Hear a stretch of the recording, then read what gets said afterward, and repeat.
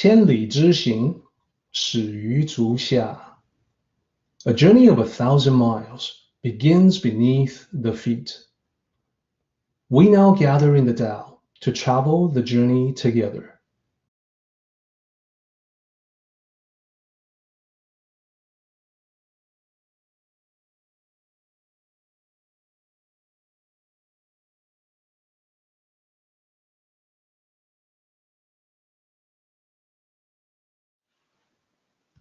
As you probably recall, in 20, we have a very long chapter compared to the ones that we've seen before.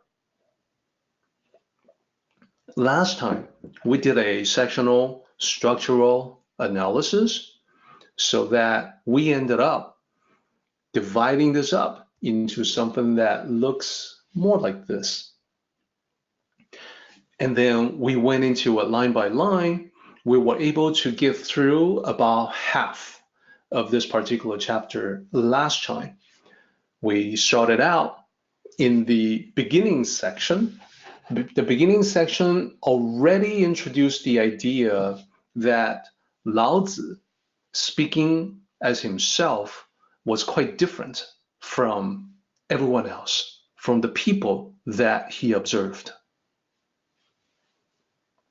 So in that one section, in the beginning section, we start out with a line about cease learning, which means the pursuit of book knowledge. We then got into the difference between respect and scorn, and also goodness and evil. Then, toward the very end there of section 1, we talk about how Lao Tzu made a point about what the people fear, I cannot be unafraid, and what that means exactly. And then this interesting line 7, so desolate, how limitless it is. Without guidance, it can be rather difficult to figure out exactly what line 7 is referring to. So, with the distinctions that we have seen starting out, talking about introducing the difference between Lao Tzu and other people, we have enough material from the first section to construct a comparison contrast between Lao Tzu and most people. So keep in mind that Lao Tzu, speaking for himself here, is representing Tao sages, which in turn can represent Tao cultivators, which can then in turn represent you. That is, the sage or the wise person that you aspire to be as you cultivate the Tao. How would that be different from most people? So in order to showcase that, I have the following slide, which we will build up in the course of our discussion in this particular chapter, for this particular chapter. So down the left-hand side, we're going to have a column that talks about how most people are. In the right-hand side, we'll talk about the way that Lao Tzu was different from other people, hence the way that Tao cultivators, when they really understand Lao Tzu, will also be quite different. So for instance, when it comes to the pursuit of knowledge, most people certainly have a regard for knowledge. Knowledge is power, and people will tend to look for secrets. What is a secret that will give me an edge in life? So it looks a little bit different in the perspective of the Tao cultivator. The Tao cultivators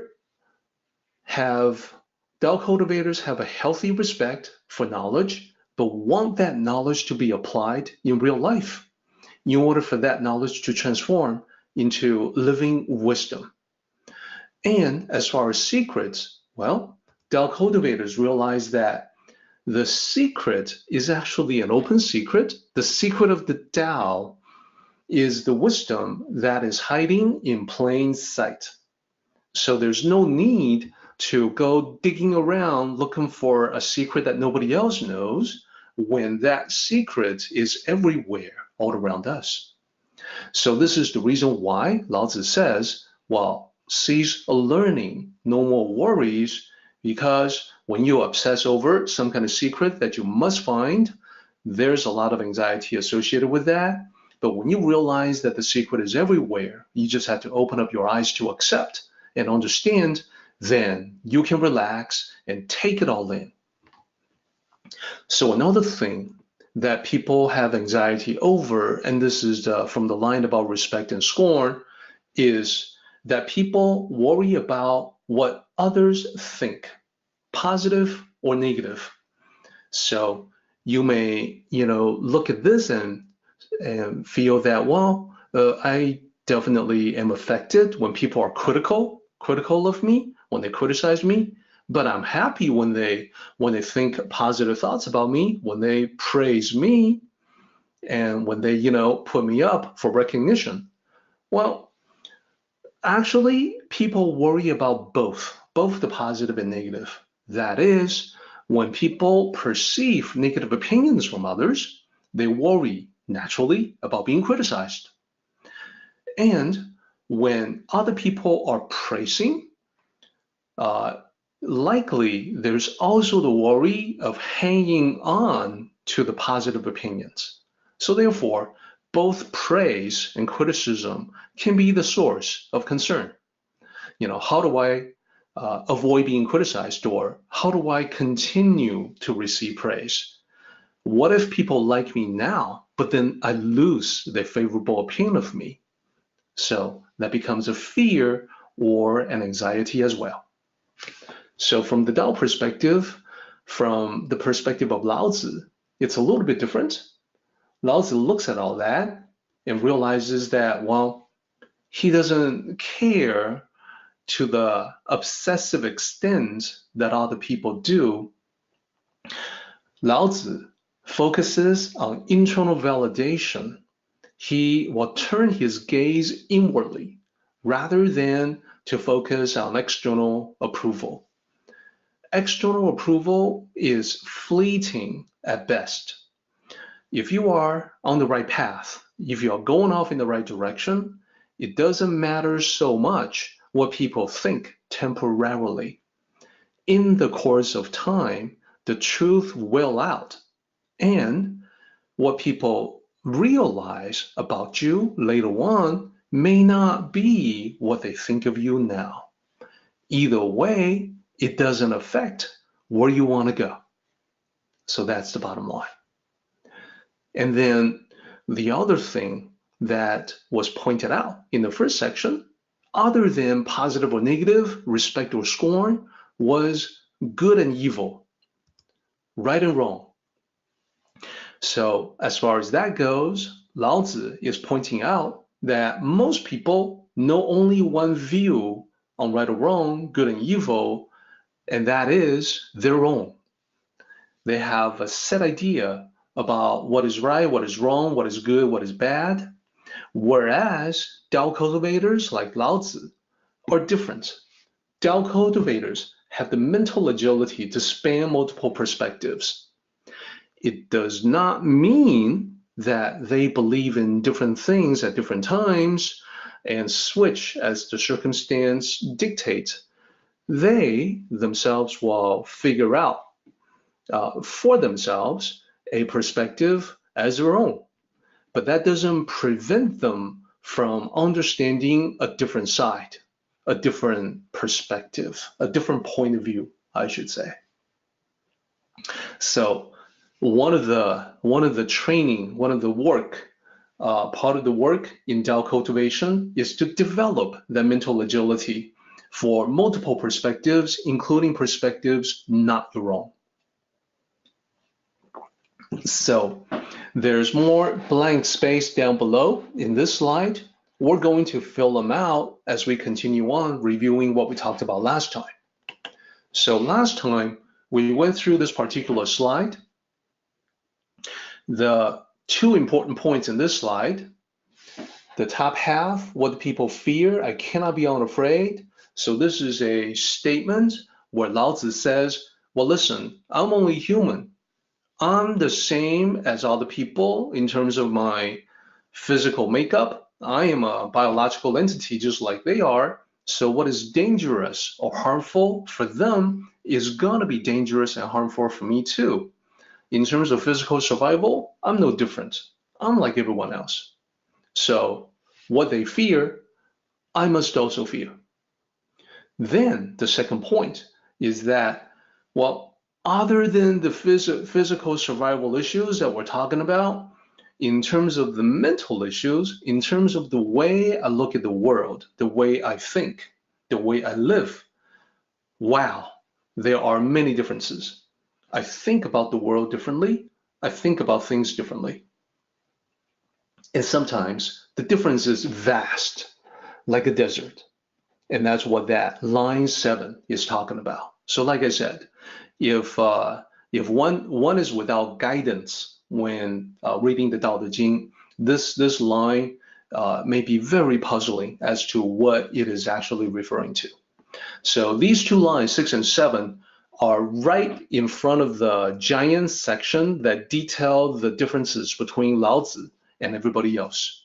So if you recall, last time I showed this particular slide, line 6 and line 7 is sitting right on top of this giant section where Laozi says, other people are this way, and I am this way. They're like that, I am like this. So there's a lot of back and forth. In the blue, you're going to see references to other people, ordinary people, most people, the average person. And then in red, you'll have references to Laozi on himself. I alone am this way, not like them. So I alone, I alone, I alone, I alone, I alone, I alone. A reiteration of I alone, 我独, 6 times. So very interesting. So what were some of those differences that we covered previously? Well, we definitely went through from line 8 all the way down to 13. We talked about that. And what we talked about was the following slide.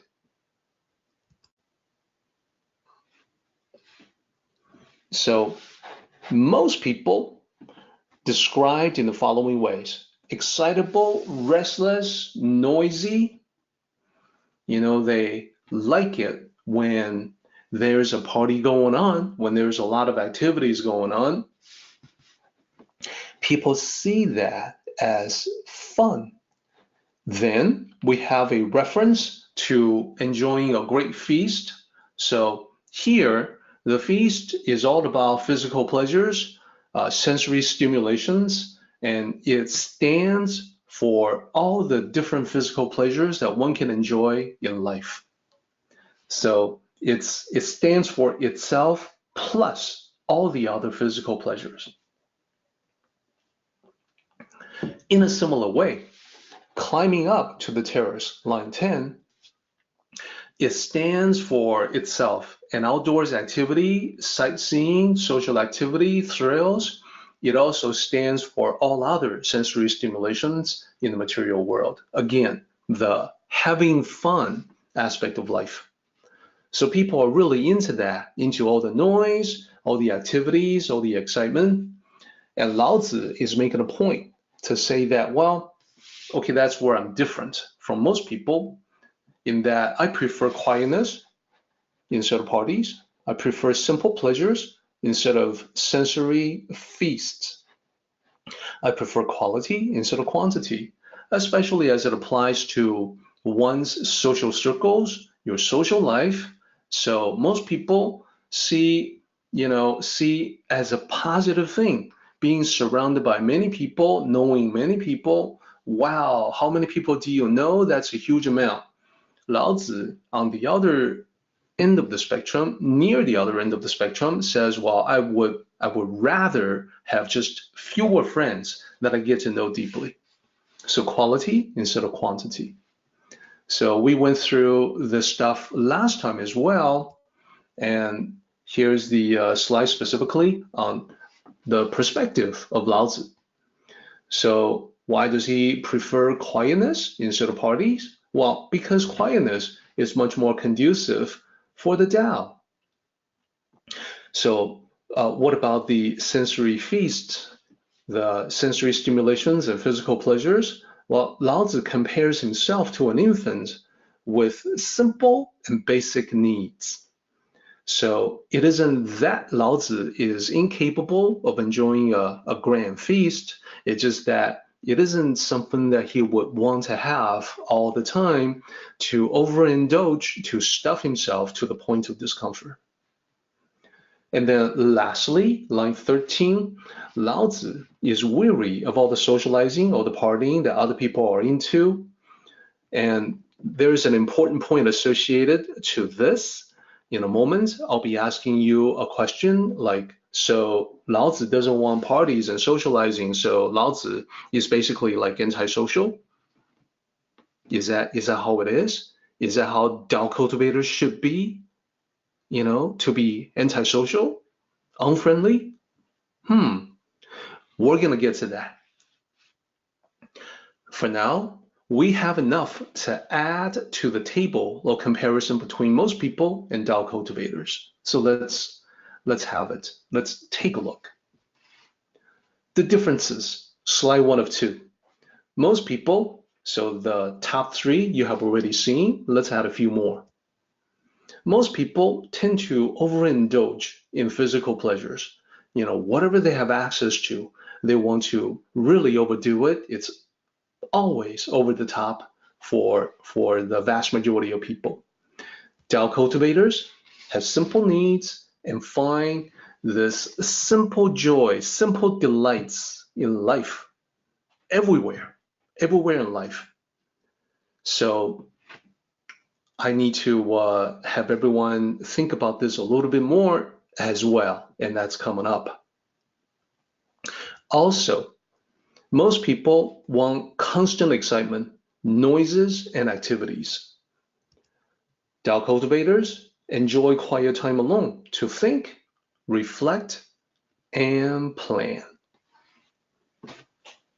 So, one more slide before we take our mid-meeting break. This one is kind of a quiz for everybody. So, here we go. The name of the game is, can you identify this song? And what I'll do is that I'll provide the first few lines of lyrics from the song. Here we go. First line of the lyrics, raindrops on roses. And some of you guys probably already know what this song is because it is so iconic. Raindrops on roses and whiskers on kittens. Bright copper kettles and warm woolen mittens. Brown paper packages tied up with strings, pardon me. So there you are. Rainbows on roses and whiskers on kittens. Bright copper kettles and warm woolen mittens. Brown paper packages tied up with strings. What song could this be?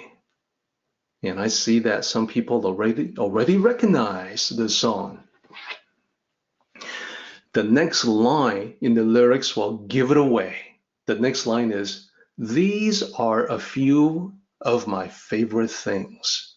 And I see that it's being recognized by many of you. That's excellent. So this is sung by Julie Andrews from The Sound of Music. These are a few of my favorite things. The next line in the lyrics, name of the song, my favorite things. Iconic, but also, in essence, very Tao-like. Why? Well, look at these things. Raindrops on roses, whiskers on kittens, bright copper kettles and warm woolen mittens. So these are not extravagant, luxurious things. You know, brown paper packages tied up with strings. Wow, the delight of what could be in those packages. Of course, you know, in modern times, it's going to be Amazon packages delivered to my front door, right? That's our modern equivalent. But the point is, here we have a Tao essential perspective that the best things in life are the free things, the little things, the delights. It's not the banquet. It's not, the costume ball. It's not anything that's extravagant. These are the lasting sources of joy. So I want to leave our presentation on that note as we take a break for 5 minutes. So let's go to the next question that I hinted at just a little while ago. So when Laozi says that he prefers to be alone, he doesn't want to get into all the socializing, all the partying. Question: is Laozi antisocial? So if we were to emulate Laozi in this regard, doesn't that mean we should also withdraw from social activities? What do you think? I'd like to give everyone a moment to provide their opinions, and then I'd like to present my thoughts on this particular question. Of course, in accordance with the teaching from this particular chapter.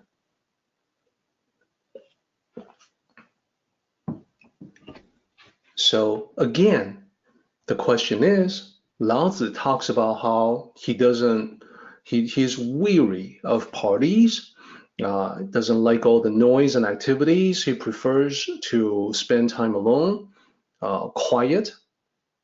So does that mean he's advocating being antisocial? So perhaps just by the phrasing of this question, you can guess that it's the Tao is not about being antisocial at all. So I do have an excellent question. I have excellent answers from the group. First of all, it doesn't mean that it has to be antisocial. It doesn't mean at all to be antisocial, but the point is to define one's society appropriately. That's an excellent insight right there. Another excellent insight is that it's about maintaining a balance in our life. It's yet another great insight. It's about having clarity while mixing with the dust. That's excellent, Alberto. I can tell you've always absorbed these concepts with such clarity. So that's absolutely correct. And also the answer from Carol, no, I wouldn't learn how to be a good person without social interaction. Absolutely. And I think everyone recalls that, previous meetings, that point was made, that very point that Carol is making was made through stories. So yeah, let's summarize it. My answer is going to be basically the same as yours.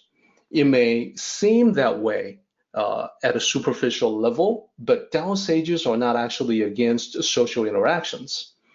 The real point here is that they want to challenge us to see social activities clearly. So and I want to provide some thoughts on this point here. As far as social activities, what do I mean by seeing social activities clearly? Well, I mean observation. I mean looking at the reality of social interactions and comparing that with what people say. So what do people say when you ask, hey, what do you do when you actually socialize? Why do you socialize? What is the reason? What is the purpose for that? People may say something like the following. People may say, well, you see, I renew acquaintances. I also make new friends. I like to know people better. I like to get to know people better. I listen to their fascinating stories and I learn from them. People may say something like that. You may say something like that. Why do you socialize? Well, because I want to relate to people. I want to connect with people. I want to strengthen my connection with them. I want to learn. I want to learn from perspectives other than my own. Derek, you were just talking about that, to figure out perspectives other than your own. So it's what I do when I socialize. Well, one point that I do want to make is that we human beings like to tell ourselves stories about less. Sometimes it's to make us feel better. So in this particular case, I'm going to suggest that this is one of those things that we tell ourselves to make us feel good about our lives. So the reality that I observe, that I believe you can observe about social activities in general, here's what actually happens when people gather. Let's be honest, there's quite a bit of gossiping going on. Like, hey, did you hear the one about blah, blah, blah? And we all recognize that engaging in gossip, it doesn't really have a great beneficial effect, on spirituality. Quite the opposite, but we still engage in it. We don't actually accomplish anything when we gossip. We're just in it for the titillating little bits of information about someone else, what it could possibly imply. So we're sort of like sharing intelligence with our friends. You tell me the secrets that you know, I'll tell you the secrets that I know. So we're trading gossip back and forth. So that's one thing that certainly does happen. What's another thing? Well, unfortunately, there's complaints, a lot of complaints. And it's complaints that everybody engages in, everyone takes turns. And I don't mean complaining against one another. Usually it's complaining about something outside of that social circle. It could be work related. My boss is such a jerk. My coworkers are awful, terrible. I've encountered some really bad customers today, blah, blah, blah, complain about them. It could be complaints having to do with family and friends. This could be complaints about the spouse, complaints about kids not behaving. My teenage daughter, my teenage son entering a rebellious stage, or the teacher, at my son's school was being extremely unreasonable, gave him a low grade. He totally doesn't deserve that. He's a good kid. I'm gonna give that teacher a piece of my mind, etc. And in recent years, it can also be politics.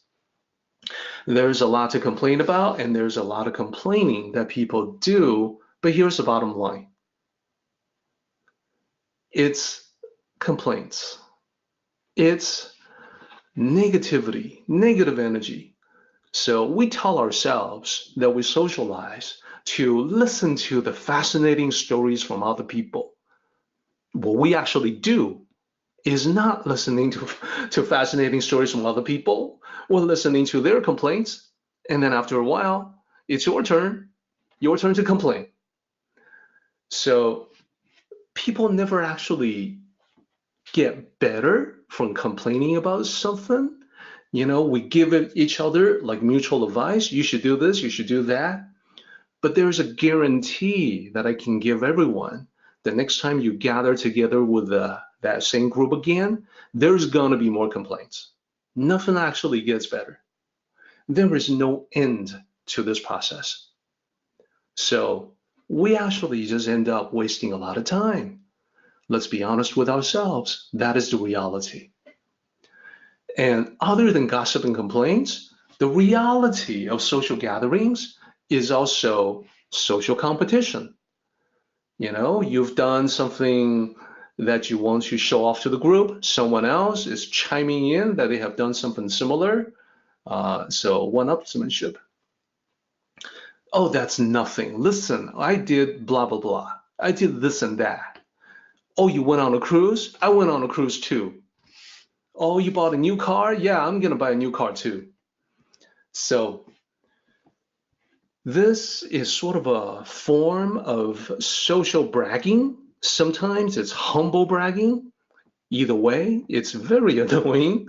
And relationships, vacations, possessions, it's about what you have, what you experienced, wanting to highlight that for other people. So the bottom line is that you say, or people may say, that they socialize to learn from other people. Well, about the only thing you actually learn is that people like to show off. So the reality, the observation, punctures the stories we tell ourselves about how we are.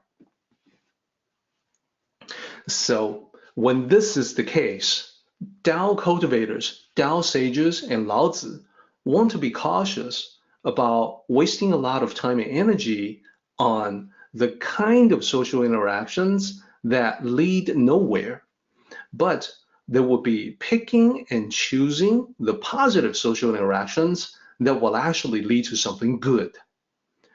After all, you and I have limited, finite lifespan in this world. There's going to be a time when we're gone, then we're going to realize that the time that we have wasted is time that we will never get back. So we need to value that. We need to cherish that and spend time wisely. So because of technology, now social gathering is not just physical anymore, it's also virtual. It can also be online, like exactly what we're doing here. But our Tao meeting aspires to be different from the social media, social gatherings that people usually get into, because when you have social media going on, people are reiterating, re-manifesting the same behavior that they do in real life. So they do the same things when they gather online. That is, they gossip, they complain, and they try to outdo one another. People do the same things when they gather online, and recently I see this one example. So the story you're about to hear is true. Names have been changed to protect the innocent.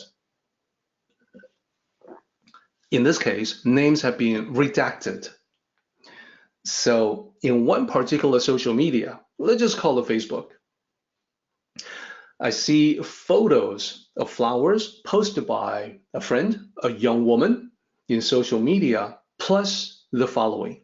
And here I'm gonna do my level best to do an impression of a young woman. It's not gonna be very convincing, so just know that. So she types, "My wonderful boyfriend dropped these off for me today, even though he's so busy at work. I am so blessed to have him in my life. Name redacted. You are my best friend in the whole world. I have so many dreams for us, and I can't wait to see them all come true one by one. Love you, babe. Kiss, kiss." So let me ask everyone this question. When you see this on social media, can you feel the intent of the person that's posting this? That's right. The intent is, look, everybody, look at my wonderful relationships. This is a kind of bragging, cyber bragging in this case. Look at my relationships, look at my wonderful boyfriend. Haha, I'm in a relationship, other people are not. I am happy, they're miserable. So a lot of this contributes to the ego.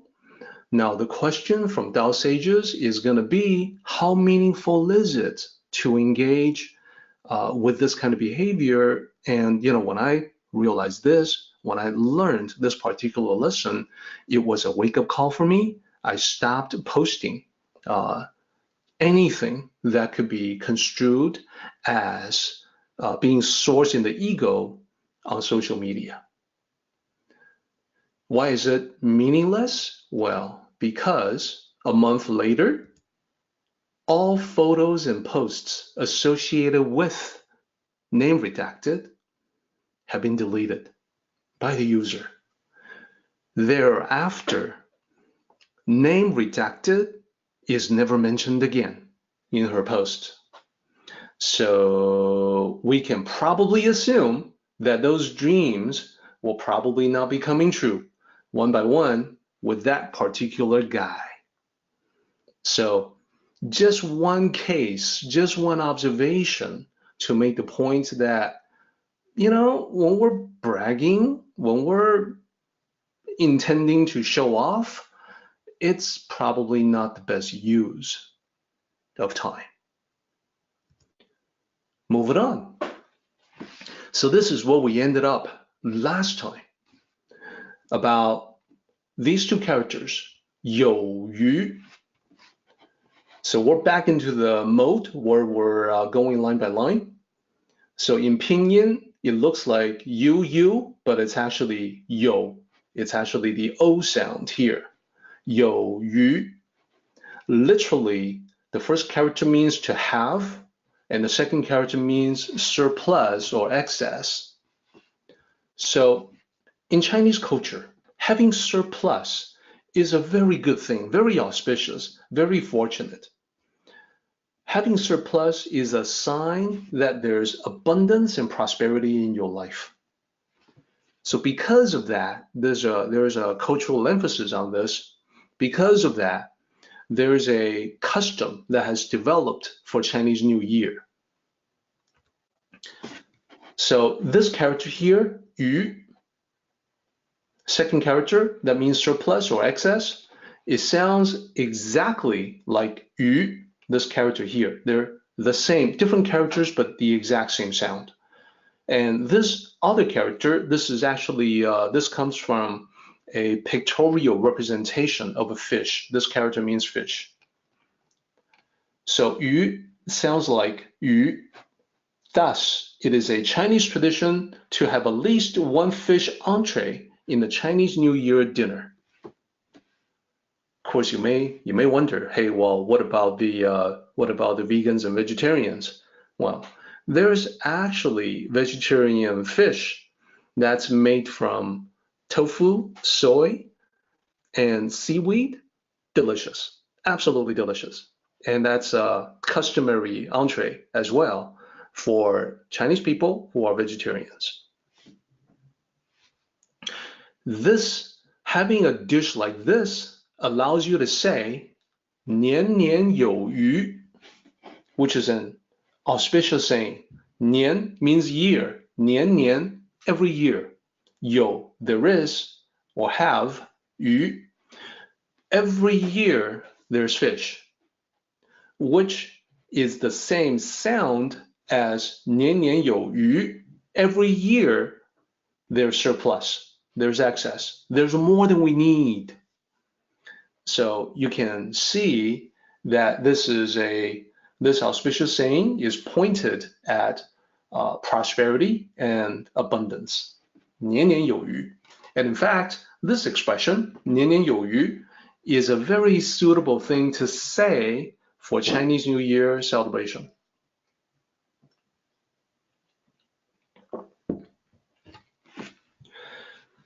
And you may have seen before 恭喜发财, or in Cantonese 恭喜發財.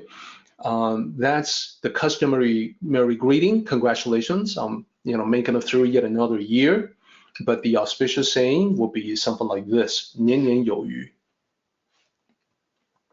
All right, so let's continue on. So remember, 有余, having excess. This is the mentality of most people. So if it is such a long-standing tradition, why does Lao Tzu have a problem with it? What's his problem with it? So line 15 represents the perspective of Lao Tzu. So the two characters here, if you look at the very end of the English translation, lacking. What is that? So, and why does he say that? Well, Lao Tzu notes that the cultural emphasis on surplus often leads to materialism, over-the-top materialism. It's all very well to wish for more than you need, but people often take it to the extreme of greed and hoarding. And he's pointing to the Chinese people about in regards to this very issue. So this was an issue back in his days. It's still an issue today. Still an issue today, just as it was in ancient times. People want not just comfort, but excess. And I should say, extreme excess. Not just neat and simple apparel, comfortable clothing that look good but are simple. No, not just that. They want name brand clothing and accessories. We're talking about apparel that can range to the hundreds or thousands of dollars easily. Accessories the same way, hundreds or thousands of dollars, tens of thousands, not unheard of. So people become very materialistic. And those that have some experience with this, that have seen this, that it's sort of like the crazy rich Asian stereotype, where these Chinese people are so incredibly materialistic that they can't see any other way to live except through luxuries. So this is a problem. And Lao Tzu is basically saying that, well, I'm not like that. I don't advocate that for Tao cultivators. Instead, Lao Tzu prefers to focus on simplicity. So not having all these things, this excess, this abundance, too many things that can drown you with excess of clutter. Instead, Lao Tzu wants a kind of simplicity that's very practical, but also leaves plenty of space for you to utilize. So it's simplicity, yes, but it's a kind of utilitarian simplicity, useful kind of simplicity.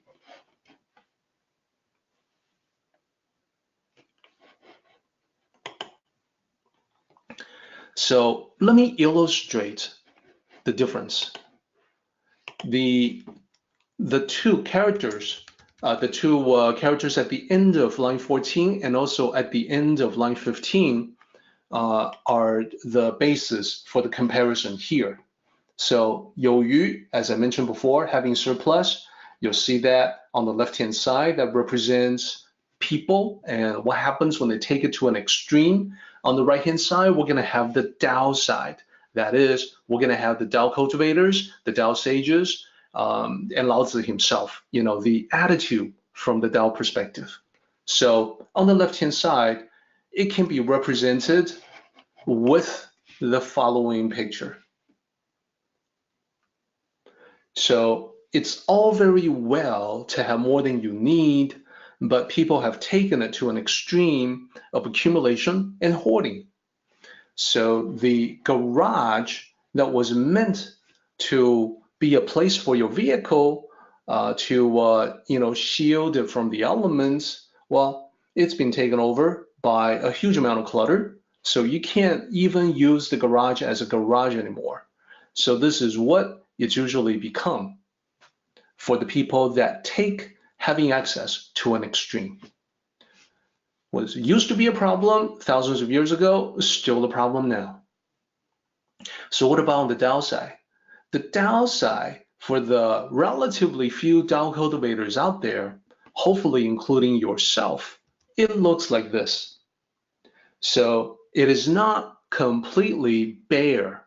There's stuff in it. Looking at it, I can see a lot of tools, a lot of useful tools, that everything has its place. Everything is arranged neatly. Everything is very, very well organized. There's a nice little place, a small work area where people can actually relax, enjoy the space. And then, of course, there's the space for a vehicle as well, making this garage a useful garage. So this is the lacking aspect that Laozi is aiming at, not completely absent of things, but containing only the things that are useful, and the rest is empty space that you can utilize. That's the Tao concept. All right, so most people don't really get that. Most people don't really understand. They just want more. So in line 16, we have these 5 characters that I'm pulling out for emphasis and analysis. As you can see, the translation says, I have the heart of a fool indeed, so ignorant. So let's go ahead and break it down. Take a look at the 5 characters. The first character is the modern Mandarin character for I, me, myself, and I.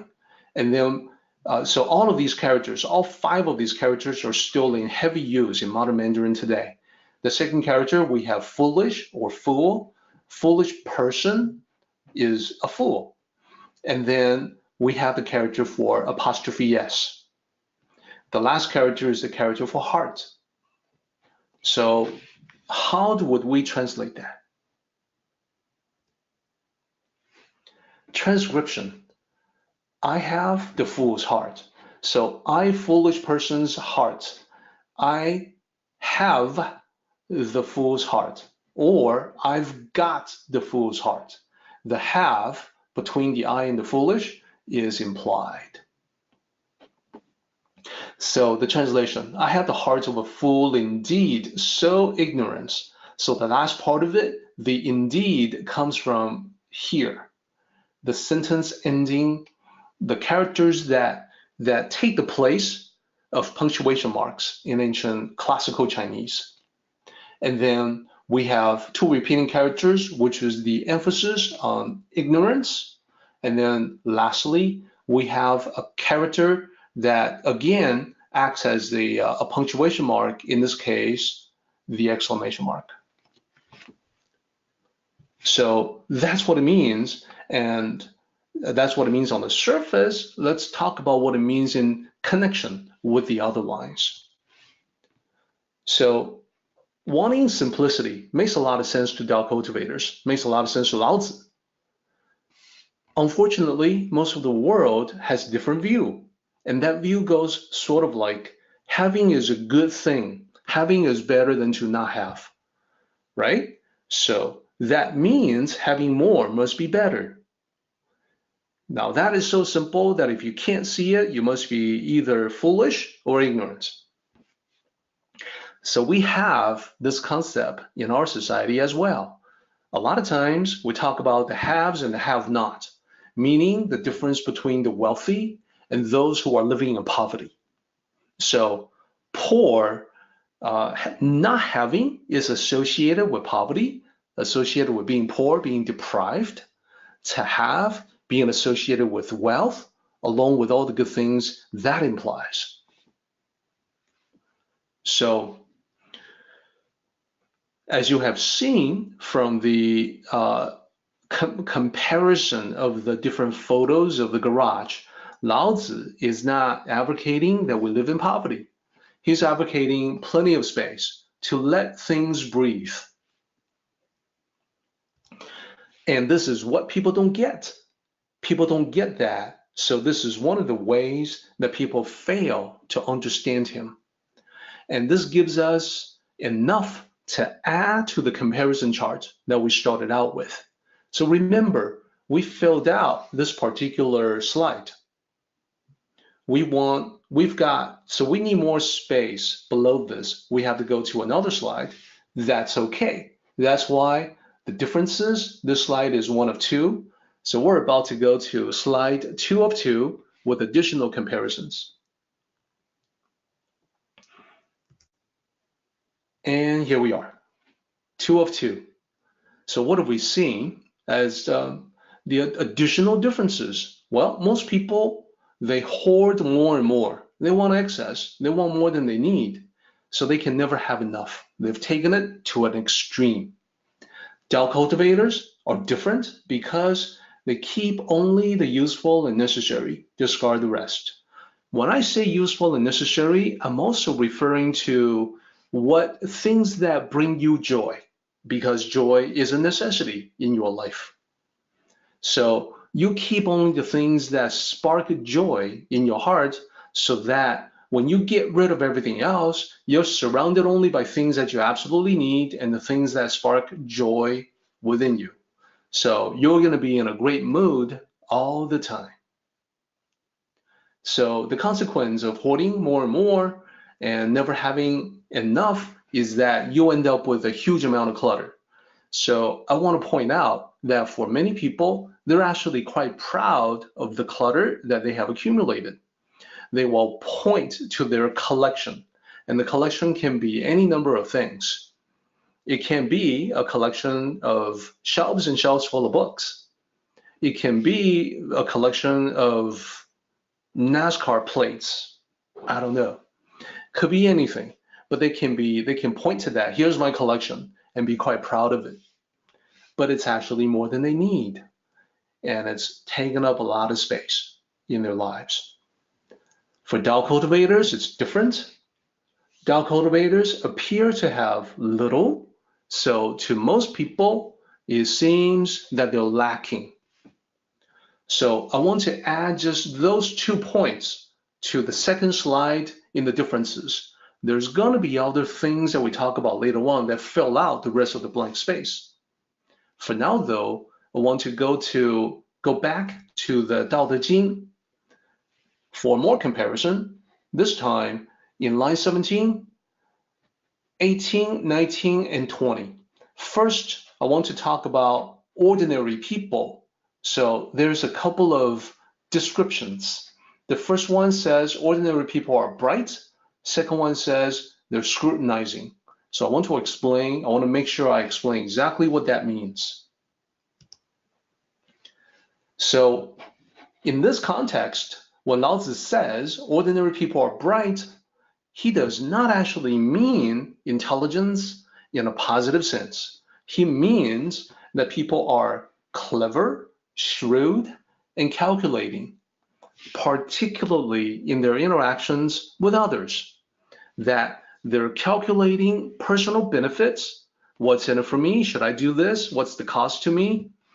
And they're also calculating their relationship with other people in terms of, well, this person owes me this, XYZ, and I need to pay that person back. He was disrespecting me before, and now I'm going to give him a measure of what he gave me as payback. And payback is a B, etc. Then we also have ordinary people are scrutinizing. So this is about being harsh, being critical, being aggressive, looking for the edge, looking for an advantage. So Lao Tzu observes all this, and he sees a lot of differences between how most people are compared to himself, and hopefully himself representing Tao cultivators. So Lao Tzu prefers the guidance of principles instead of detailed calculations. So this is like when we say, who's counting? When we ask the question, who's counting? That expression comes in when we talk about, how you've done good things for other people, other people have done good things for you, but heck, who's counting? Like there's no need to count. You're just in it to do good things, period. Who's counting? So no calculations, no accounting of who's done how much to whom. So there's no need in the Tao mindset to keep score or get even with people. That doesn't mean that you let people take advantage of you. There's gonna be times as a Tao cultivator when you sense that this is happening, that there are people who will take advantage of you being compassionate or gentle or tolerant and exploit your compassion. When that is the case, you do have an obligation to yourself to put some distance between yourself and the source of negativity. But once you have done so, you let it go. There's no need to keep score to get even with that person. Then, Lao Tzu also points out that he prefers being mellow and relaxed instead of grasping and controlling. To be grasping and controlling is to be harsh, to be critical, to be aggressive. So why is Lao Tzu that way? Why are Tao cultivators mellow and relaxed? Well, it's very simple. Life is stressful enough as it is. So why sweat over petty little details? It's just not worth your time. So with this, we now have a little bit more that we can add to the differences. Slide 2 of 2. So you've already seen the part about clutter, the attitude, the perspective toward clutter. Now let's go ahead and add being calculating. To be calculating about what's in it for them, calculating about what you give and take. Tao cultivators follow the guidance of principles, not calculations. Most people scrutinize a situation to get ahead of others. You know, what is a shortcut that I can discern? You know, what is a secret that I can gain and take advantage of? Well, Tao cultivators don't really have any interest in that kind of negative competition. So to other people, they seem rather dull. So we're almost done with slide 2 of 2. There's a little bit more space for us to add another one. And this next point is going to bring that home, and we're reaching toward the very end of chapter 20 as well. So we're doing well as far as time. So we're going to leave the bottom blank for now, explore a little bit more of 20, and then come back to fill it out. Next, we have a couple of tricky lines because we went from a whole bunch of comparisons between Lao Tzu and other people to suddenly 2 lines that are pure descriptions. Again, these are the lines that without guidance, it may not be really easy to figure out what they're supposed to mean. So the top one, line 21, such tranquility like the ocean. What is that? Well, here's what it means. Compared to the noise and restless activities of people, Lao Tzu feels as if he is immersed in the tranquil depths of the ocean. So the big benefit of Lao Tzu's approach is that when you are constantly immersed in noise and restless activities, you cannot even feel yourself think. You cannot hear yourself think. You cannot reflect on life. There's just too much chaos going on to permit that. So Lao Tzu, in quiet communion with the Tao, feels tranquil as if he is immersed in the depths of the ocean. So that's what that means. Now, how about line 22? Such high winds as if without limit. So again, it's a comparison between Lao Tzu and other people. So compared to the fixed dogmatic beliefs that people tend to hold, and we talked about a few, like the respect, the scorn, the good and evil, etc. Compared to those fixated dogmatic attachments, Lao Tzu feels as if he is soaring like the winds above, across the limitless skies. So the 2 descriptions are actually matching descriptions, and they further highlight the difference that Lao Tzu feels between himself and other people. So hopefully hopefully now it's making a lot of sense to you. Let's move on.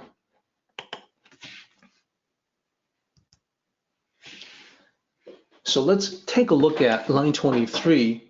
We are heading toward the very end of this chapter, which is line 26, exactly in accordance with the plan that we have today. So the people all have goals. Okay, well, isn't that a good thing? Well, Laozi is pointing out that the goals that most people have are materialistic goals, such as accumulating wealth or climbing the social ladder. So if you think about that, this particular context or nuance of goals is in keeping with the rest of the chapter about what people want, what they chase after. And then in line 24, Laozi says, I alone am stubborn and lowly. So does that mean that Laozi doesn't have any goals? Well, it actually doesn't mean that. And if a translation is accurate, the feeling is going to come across. So what Laozi is saying that, well, my goals are not like the goals that people have. You know, the bigger paycheck, the higher position, stuff like that. My goals are very different. So people feel like I am wrong. People feel like I am stubborn and lowly. Well, here's exactly what that means.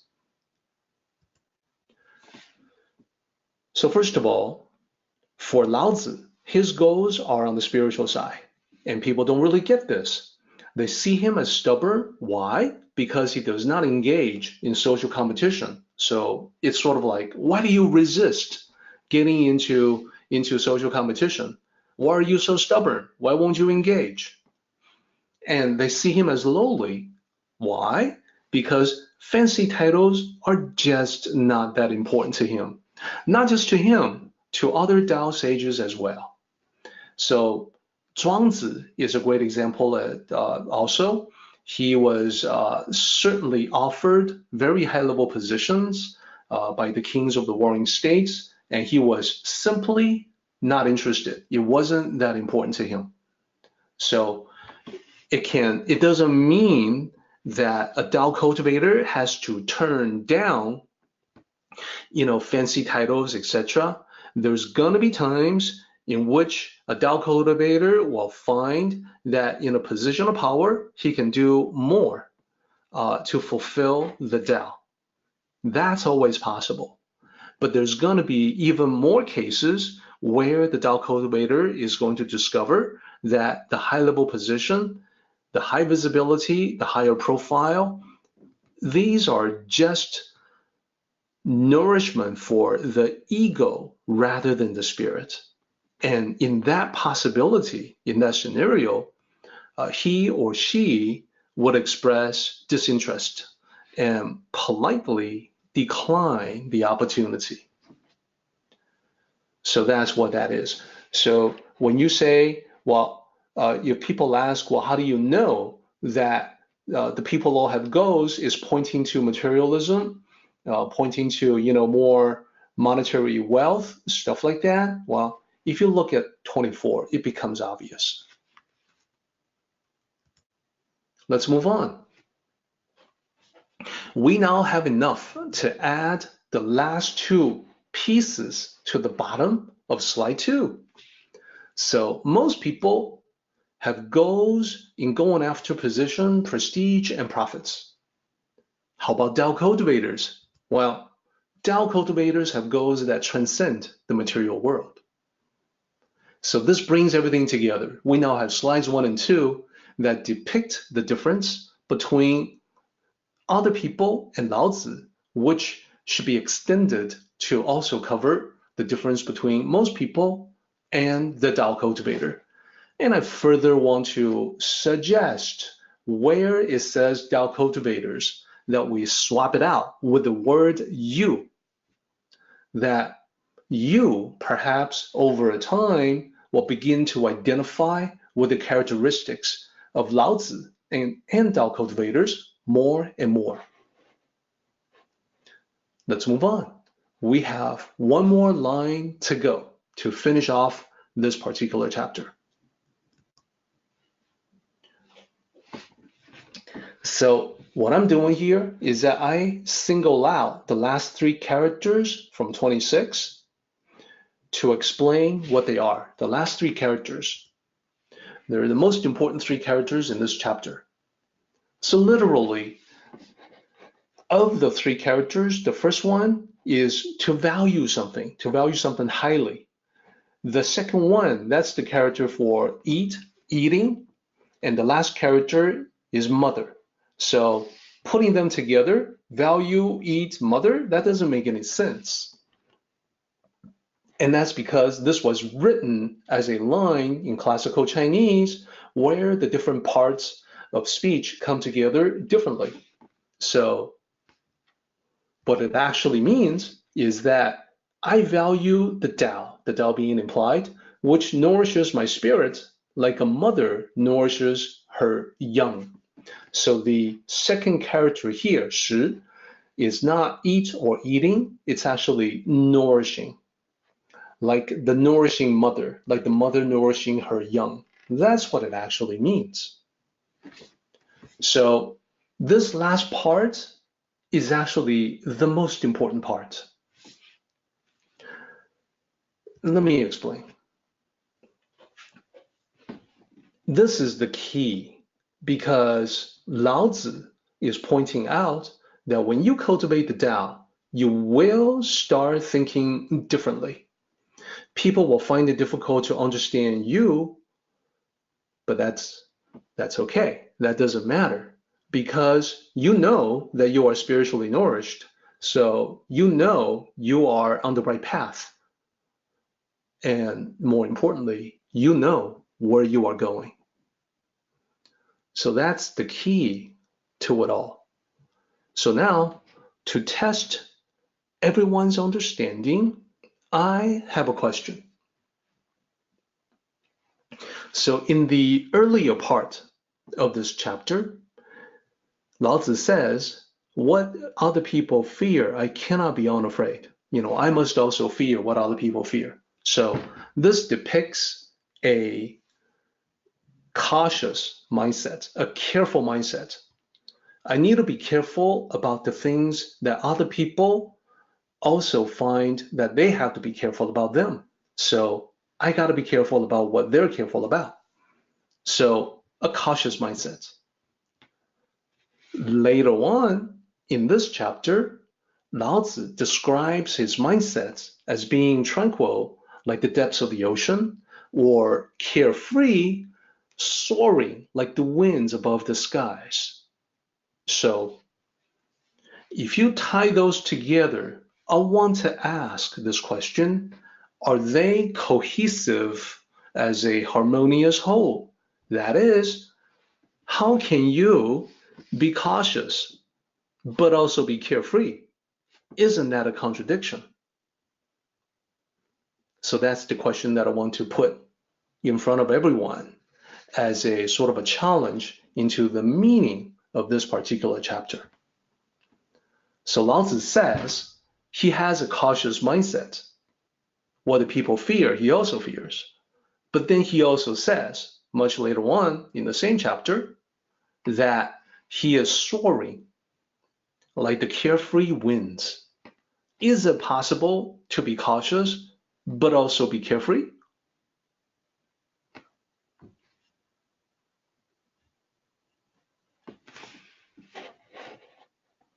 So let me pause for just a minute so everyone can think about this for a little bit. I would love to know your feedback on that. Already getting some really good answers.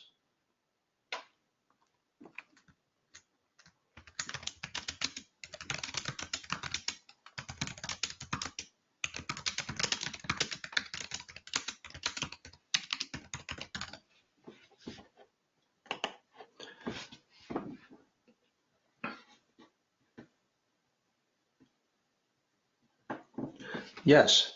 So let me share with you what I think and this is something that's called out elsewhere in the Tao Te Ching as well. The two things, a cautious mindset and a carefree mindset, they actually don't contradict one another. They actually go together. So it goes like this. It's because that Tao sages have a cautious mindset that they will wisely prepare for possibilities, contingency plans out of that cautious mindset. When they have done their work properly, their due diligence in planning for the future, that is what allows them to be carefree. So actually it goes together.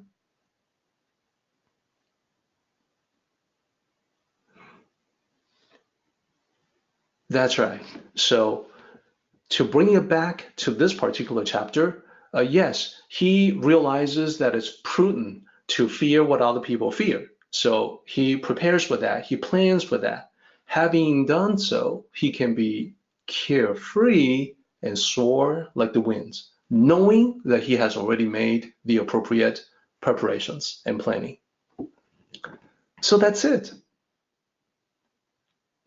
Okay, now we have only one part that we still haven't done, and that is the paraphrase. It's a lengthy paraphrase, so I think just like before, we're going to have to do this at the beginning of our next meeting. For now, I want to jump to the summary. There are some ideas and thoughts and questions here as well that I want to try on everybody. So far, a very thought-provoking chapter, a very thought-provoking discussion with a lot of great feedback. But now I'd like to ask everyone to consider the following. In the summary, this time, in the summary for our discussion today, I want to pull out some elements of what we have talked about and further highlights the differences. So some of the differences to consider. One, people like having kvetch sessions with friends to complain, griping about one thing or another. It's like mutual therapy, except no one ever gets better from the therapy session. So Lao Tzu prefers to skip all that and direct his energies to more worthwhile pursuits. How about you? I underline Lao Tzu here because I want to use the term Lao Tzu in a bigger sense to mean not just Lao Tzu himself, but also Tao sages and Tao cultivators, and hopefully meaning you. So is this something that you also engage in yourself? If so, perhaps a book that I can recommend is a book by the name of Complaint-Free World. So that particular book makes the point very well that oftentimes we are the architects of our own destiny.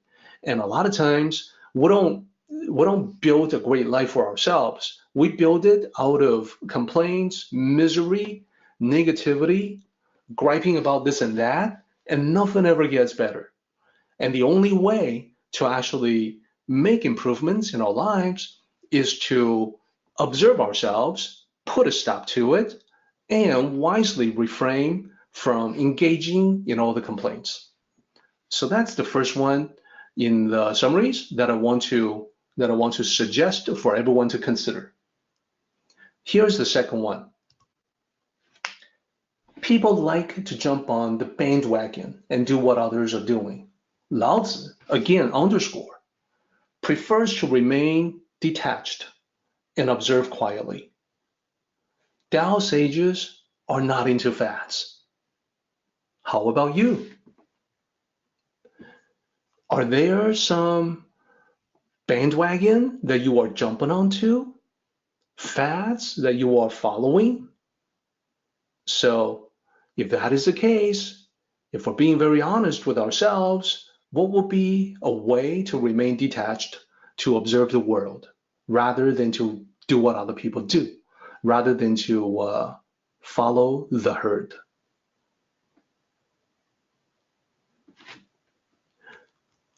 Lastly,